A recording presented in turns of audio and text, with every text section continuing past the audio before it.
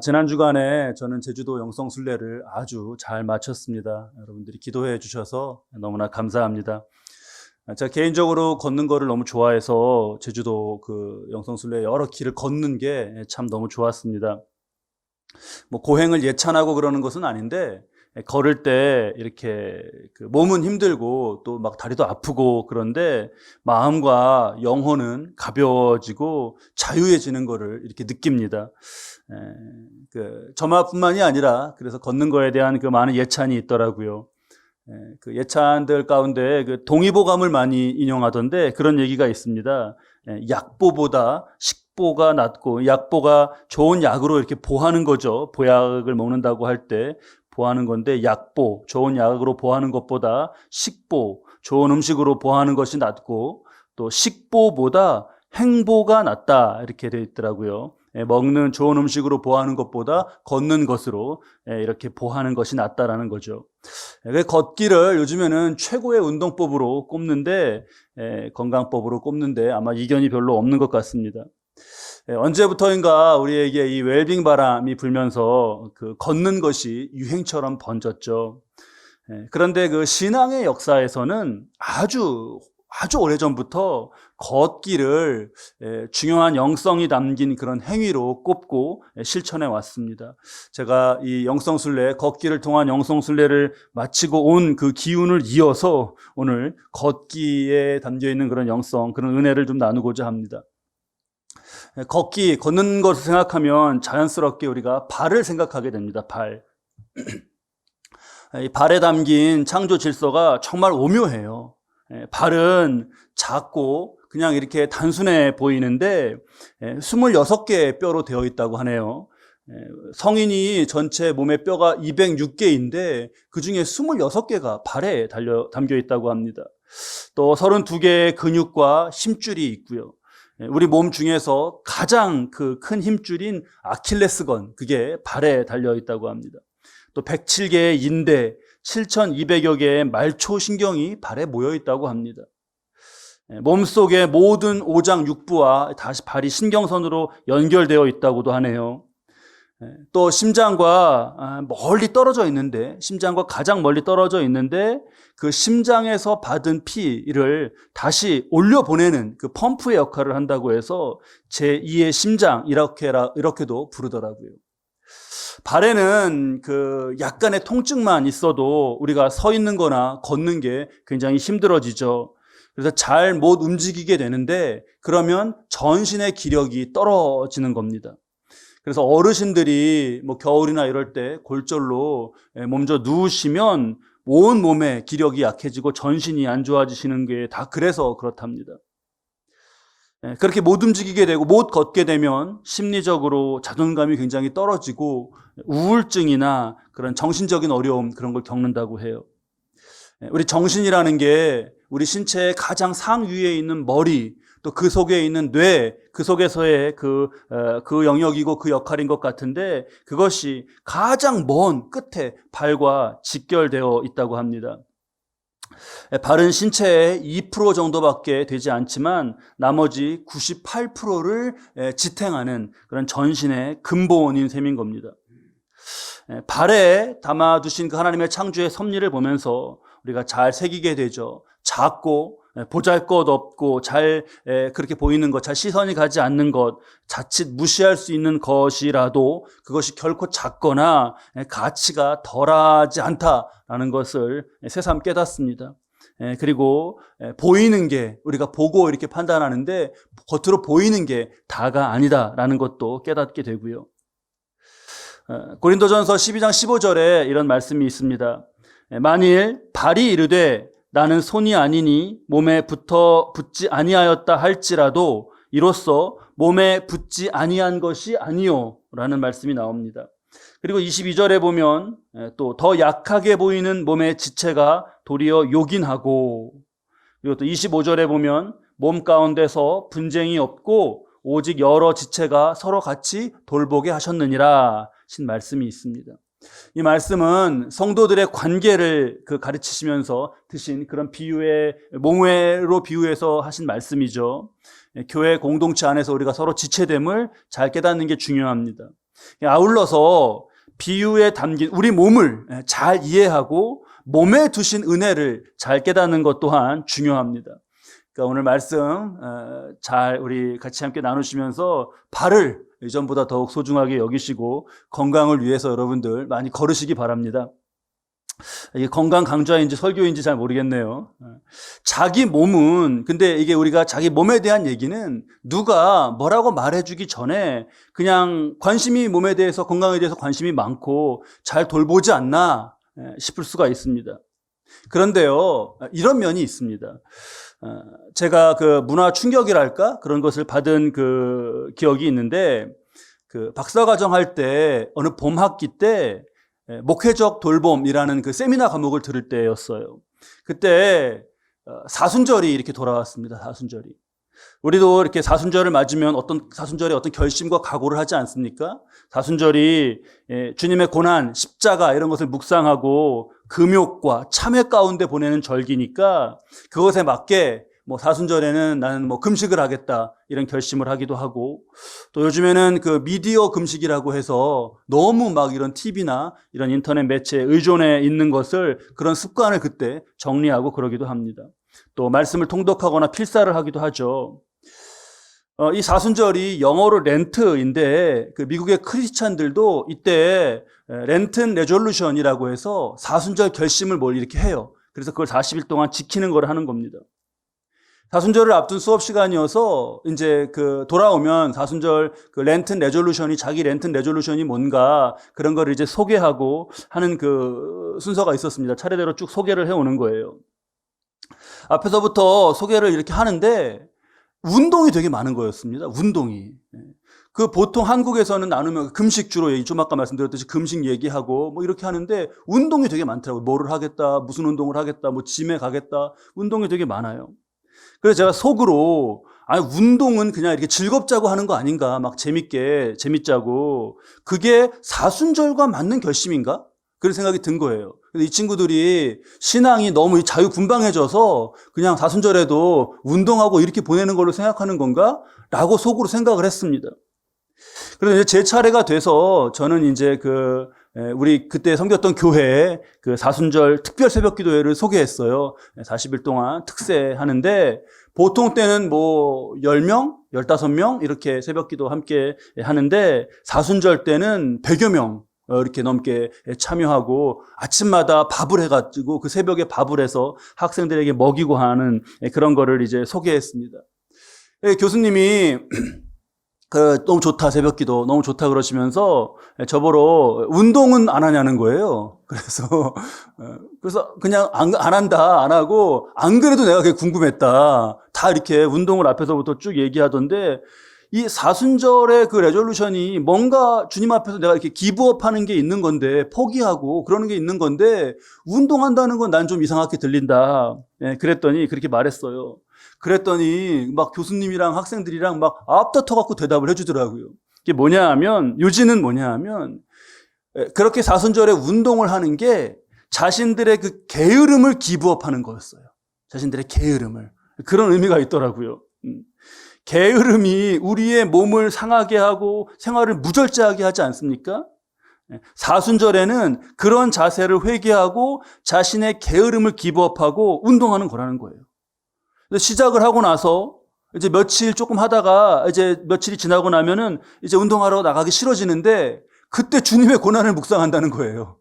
그때 나의 몸이 얼마나 귀한 거, 주님이 나를 위해서 피 흘려 돌아가셨는데, 그래 내가 청지기로서 내게 맡겨주신 가장 중요하고 가장 먼저 잘 관리해야 할 게 나의 몸과 나의 생활이다 라는 걸 사순절에 잘 새기고 한다는 겁니다. 그래서 그때 굉장히 많이 배웠어요. 이러한 시각이 그전에 한국에서 이렇게 있으면서 전혀 가져보지 못했던 그런 시각이었거든요.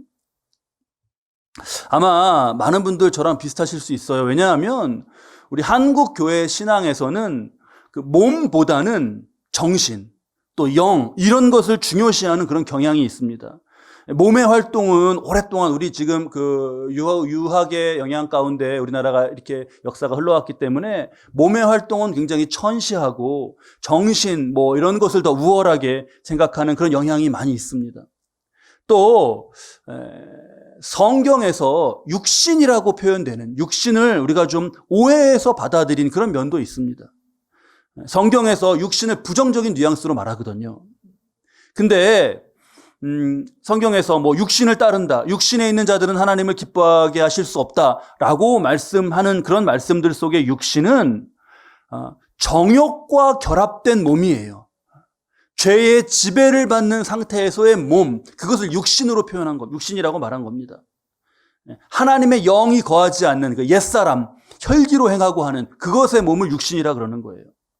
나는 곤고한 사람이로다. 이 사망의 몸에서 누가 나를 건져내랴 할 때 그 사망의 몸이에요.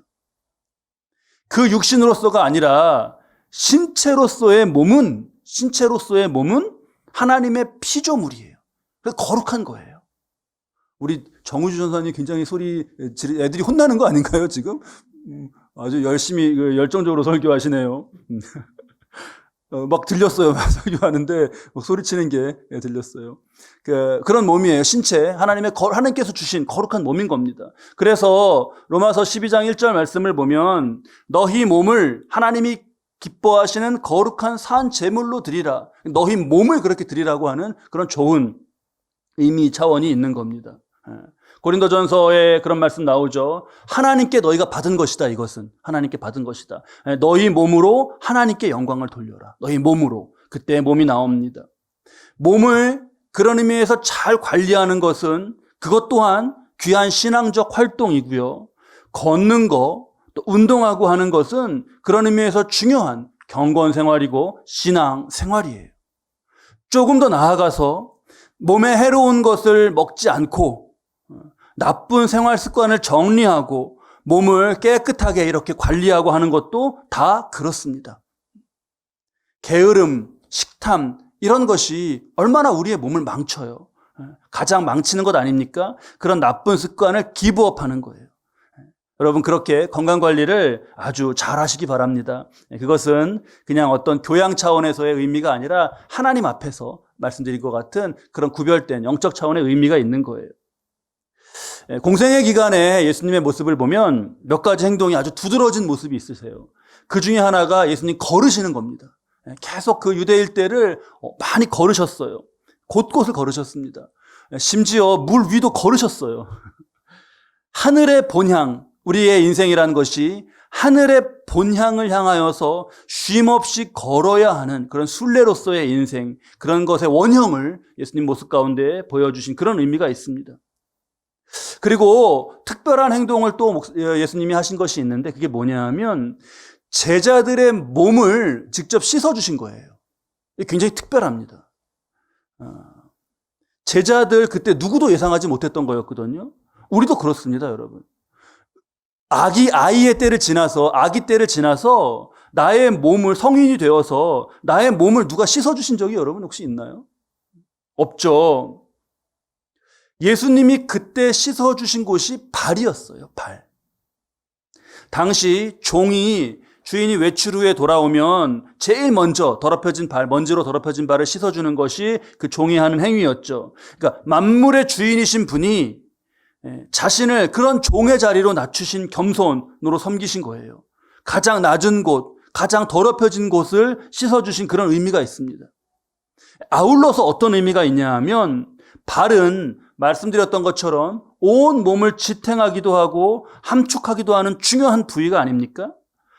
발을 딛고 살고 땅에 끝없이 걸으면서 살아야 하는 존재인 인간에게 발과 걷기라는 것은 단순한 신체 부위, 운동 이런 의미를 넘어서는 거예요.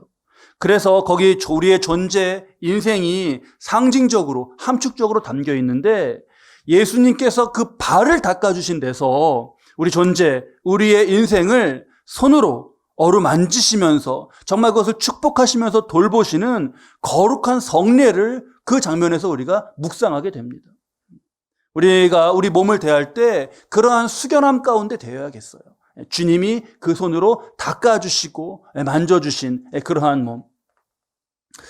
그 축복의 세족, 주님의 축복의 세족은 단 한 번 이루어졌지만 예수님의 축복은 그 사건으로 그냥 끝나지 않습니다. 그 인생이 계속 복된 것이 되도록 주신 것이 있어요, 우리에게. 주신 것이. 그것이 뭐냐? 바로 오늘 우리의 본문 15절에 나오는 신발입니다. 신발.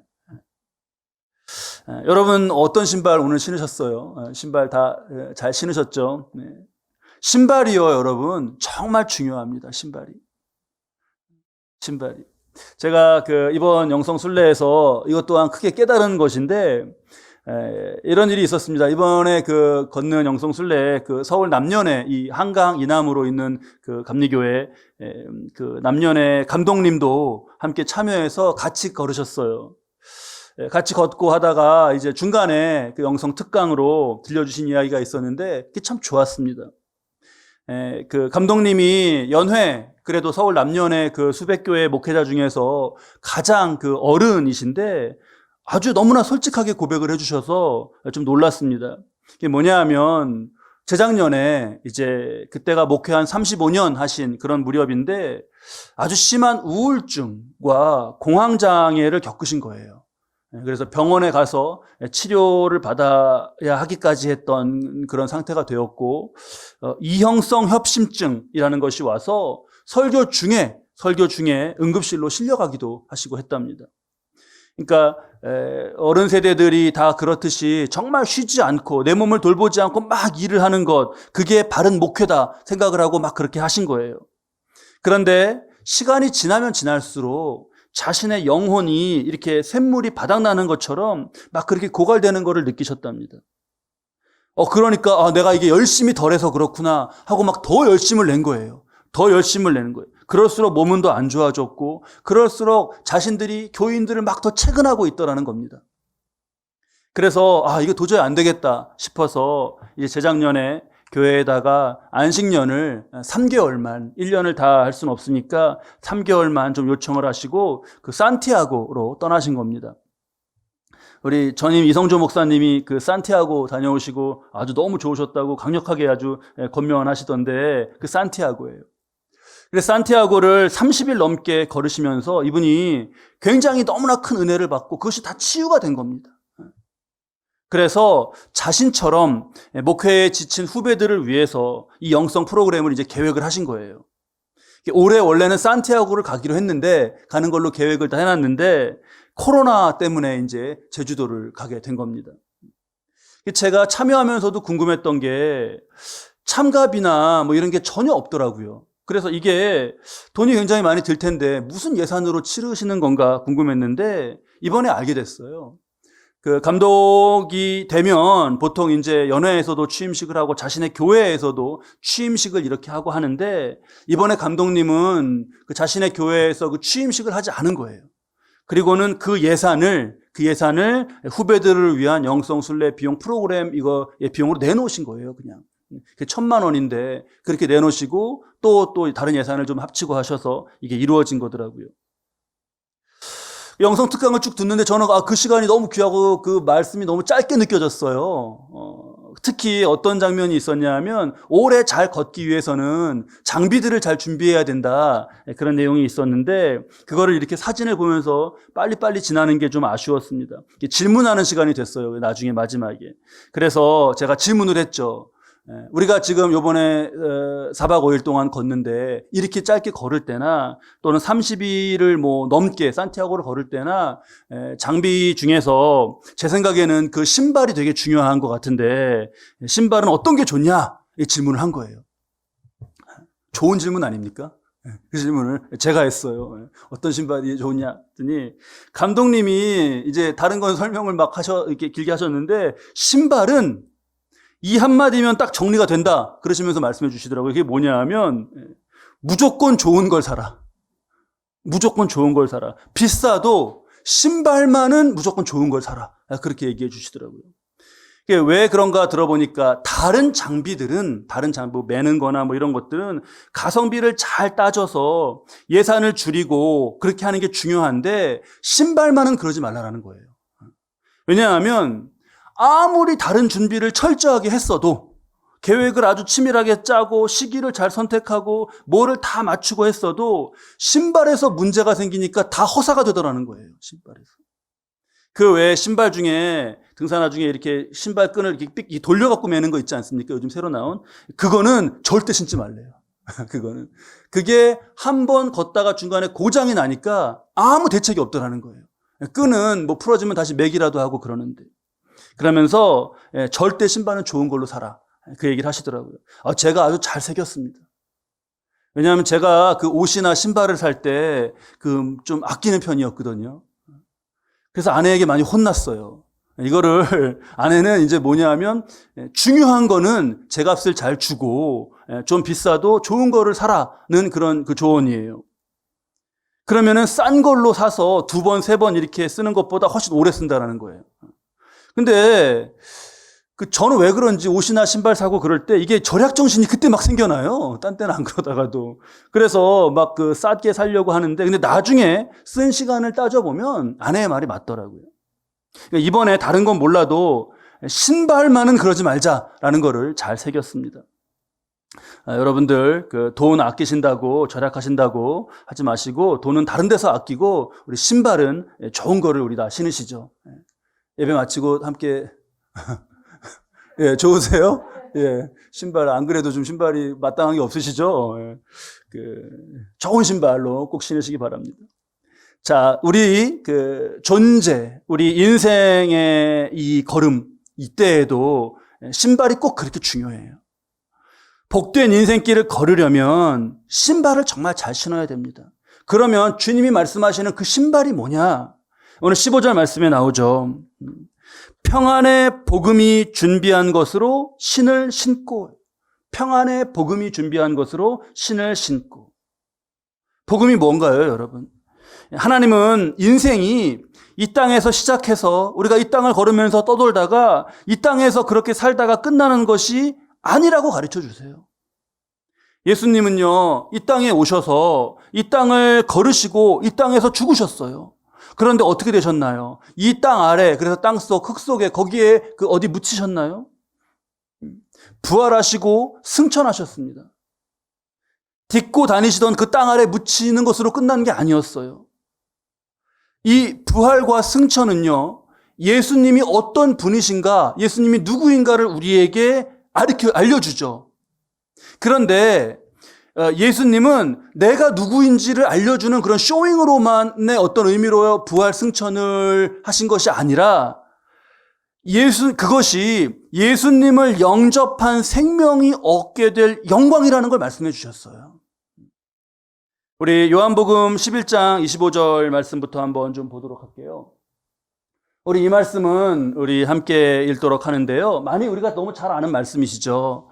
오늘은 이 말씀을 읽으시면서 그 말씀 속에서 니 자 있죠. 니 자에 주목하시면서 한번 함께 읽어보도록 하겠습니다. 우리 함께 읽으시죠. 예수께서 이르시되 나는 부활이요 생명이니 나를 믿는 자는 죽어도 살겠고 무릇 살아서 나를 믿는 자는 영원히 죽지 아니하리니 이것을 내가 믿느냐. 네가 2번 나왔죠. 그러니까 뭐예요? 나는 부활이요 생명이다. 이렇게 끝나지가 않는단 말이에요, 말씀이. 예수님이 부활이요 생명인 것을 알려주시는 것으로 말씀이 끝나지 않고 나는 부활이요 생명이니 했습니다. 즉 그것은 어떤 뒤의 의미와 이어져요. 뭐와 이어지죠? 나를 믿는 자는 죽어도 살겠고 무릇 살아서 나를 믿는 자는 영원히 죽지 아니하리니. 그러니까 그것을 믿는 사람의 영원한 운명과 직결되어 있는 것이다. 내가 부활이요 생명인 것이라는 걸 말씀하셔요. 그리고 또 그렇게 그 사람과 직결되어 있다라는 사실로 말씀이 끝나지 않습니다. 영원히 죽지 아니하리라가 아니잖아요. 아니하리니라고 하고 또 이어져요. 그리고는 어떻게 끝나나요? 이것을 내가 믿느냐. 자, 이것을 내가 믿느냐. 그러니까 바로 그 운명을 너의 것으로 만들 것을 요청하고 계시는 거예요. 나는 부활이요 생명이야. 나 그런 존재야. 라는 게 아니라 바로 그것을 너의 운명으로, 너의 축복으로 그렇게 받을 것을 요청하고 계시는 겁니다. 이것을 내가 믿느냐. 예수님과 예수님의 구원이 우리에게 그게 복음이죠. 다른 것이 아니라 그게 복음입니다. 그게 신이에요. 신발이에요. 이 신을 내가 신는 게 뭡니까? 그러니까 그게 믿음인 거예요. 믿음. 예수님은 내가 누구인지만을이 아니라 너가 누구인지 그리고 무엇을 해야 하는지도 지금 말씀을 깨닫게 하시는 겁니다. 이 깨달음이, 이 믿음이 우리의 영적 무장인 거죠. 오늘 본문의 11절 말씀을 보면 마귀의 간계를 능히 대적하기 위하여 했습니다. 마귀의 간계, 마귀의 간사한 그 계획, 그 간계는 무엇일까요? 우리 어제 성경 공부, 온 성경 공부 시작해서 이제 잘 첫날 진행이 됐습니다. 어제 마칠 때 이사야서 40장 8절 말씀을 외웠는데 우리 지난밤에 잊지 않으셨죠? 어떻게 되는 거죠? 이사야 40장 8절 말씀이 풀은 마르고 꽃은 시들되, 풀은 마르고 꽃은 시들죠. 그러니까 마귀는 그거죠. 봐라, 네가 보듯이 풀은 마르고 꽃은 시든다. 다 이 땅 위에서 그렇지 않냐. 너가 그게 너야. 그게 너의 운명이고 땅 아래로 그래서 죽는 것이 너의 끝이다 라는 것이죠. 그때 우리는 뭐라고 대답을 해야 되는 겁니까? 이 지금 악한 영은 뭐냐? 복음을 모르게 하고 이 땅의 논리 차원에서 내가 누군지를 판단하게 하는 거예요. 그러니까 그걸 보려면 만물을 보면 되는 거예요. 풀은 마르고 꽃은 시드는구나. 나도 그렇구나. 이렇게 받아들이도록요. 그래서 인간을 허무와 절망에 빠뜨리려고 하는 겁니다. 그런데 어떻게 되는 거죠? 풀은 마르고 꽃은 시들되 우리 하나님의 말씀은 영원히 서리라. 다른 차원이 있는 거예요. 다른 차원이. 하나님의 말씀의 차원이 있고 영원의 차원이 있는 것입니다. 마귀는 영원하지 않은 것을 주목하게 하고 거기에 의지하게 해요. 돈, 명예, 욕심 그런 거 다 그렇습니다. 풀과 꽃 같은 거 그런 것을 신으로 신고 거기에 온몸과 인생을 담으라고 유혹을 하는 거죠. 그래서 어떻게 하려는 거냐? 10절에 주 안에서와 그의 힘의 능력으로 강건해져야 되는데 그렇게 하지 못하게 하는 거예요. 그러니까 우리는 반대로 어떻게 해야 되나요? 주 안에서와 그의 힘의 능력으로 강건해져야 되는 거죠. 복음의 신을 믿음으로 우리가 신어야 하는 겁니다. 여러분들 어떤 길을 지금 지나고 계세요? 지금 인생이 어떤 길이세요? 평지세요? 아니면 산지세요? 아니면 올라가는 길이세요? 내려가는 길이세요? 어떤 길이세요? 거친 숨을 우리가 걷다 보면은 인생에서 쉴 때도 있고 그렇게 걸어야 할 때도 있습니다. 쉽지가 않아요.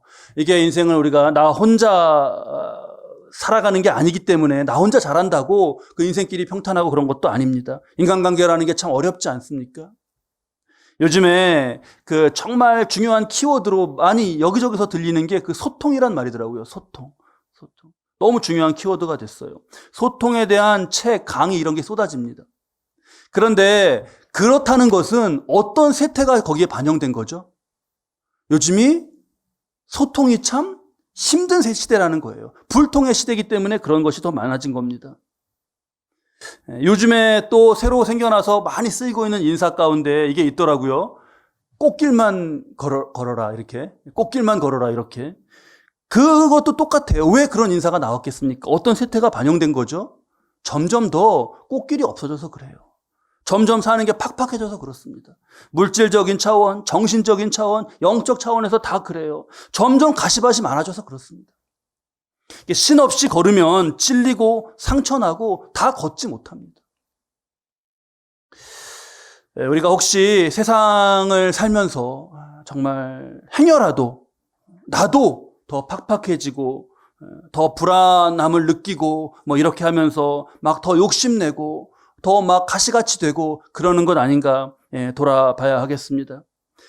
행여라도 우리가 어떤 마르지 않는 것, 시들지 않는 것을 이 땅의 것에서 찾고 구하면서 욕심부리고 더 움켜쥐고 그러려고 하지 말아야 해요. 그거 움켜쥘수록 짐만 많아지는 겁니다. 짐만 많아지는 거예요. 산티아고를 다녀오신 분들이 제일 막 서로 공감하면서 나누시는 얘기가 있더라고요. 그게 뭐냐 하면 처음 출발할 때 짐을 싸서 가는데 그 중간에 얼만큼까지 버려봤나 그거를 막 재밌게 얘기하시더라고요. 이 감독님은 자기도 하루 이틀 걷고 그럴 땐 괜찮았는데 열흘 막 20일 이렇게 되니까 너무 막 이게 꼭 필요했다고 생각했던 것들도 천근만근인 거예요. 그래서 이분은 속옷을 3개 가져간 걸 2개로, 2개 가져간 걸 1개로 줄여가셨다는 거예요. 그거 속옷, 팬티 한 장의 무게가 얼마나 된다고 그거 덜어냈는데도 가볍더래요. 그래서 제가 재밌어서 한번 찾아봤습니다. 그래서 다른 순례하신 분들의 기록 이렇게 찾아보니까 그 중에요, 칫솔 있지 않습니까? 칫솔 반토막으로 잘라갖고 버렸다는 분 계시더라고요. 그 무게, 그거 뭐라고. 근데 그것도 짐이 되는 거예요. 요만큼만 있어도 다 할 수 있는데 라고 하면서요. 소유의 짐, 마음의 짐, 영혼의 짐, 감정의 짐 다 그렇습니다. 우리가 복음, 믿음 이것 외에 버릴 수 있는 거는 다 버리는 거예요. 그럴수록 우리의 인생의 걸음은 가벼워지고 그만큼 우리는 자유해집니다.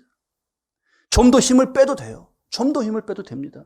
그래야 내 힘을 더 빼야 그래야 그의 힘의 능력으로 우리가 더 강건해질 수 있는 거죠. 인생길을 걷는데 정말 중요한 것은 세상 차원에서는 준비할 수가 없습니다. 오늘 말씀드리는 설교와 어울리는 그런 책이 철로역정인데 그 책이 주인공 크리스찬이 천국까지 걸어가는 여정을 이렇게 기록한 그런 책이지 않습니까? 그 내용 중에 이런 게 나와요. 그 여정 중에 크리스찬이 어느 시장, 세상의 모든 물건을 다 판다는 시장에 이제 이릅니다. 거기 이렇게 시장을 둘러보고 나오면서 그가 이런 말을 해요. 우리가 사려는 것은 당신들에게 있지 않아. 화평, 기쁨, 사랑, 남을 더 생각하는 마음, 만족, 참을성, 영원한 면류관 이렇게 꼽습니다. 인생에서요, 진짜 중요한 것들이 이런 건데요. 이런 거는 세상 어디에서 팔지 않습니다. 그것은 주로부터 오는 것이고 그것은 복음에 담겨 있는 것이죠. 오늘 우리 말씀 잘 우리 저와 여러분 새기면서 이 복음의 신, 믿음으로 신고 이 험한 세상을 잘 걸어가실 수 있기 바랍니다.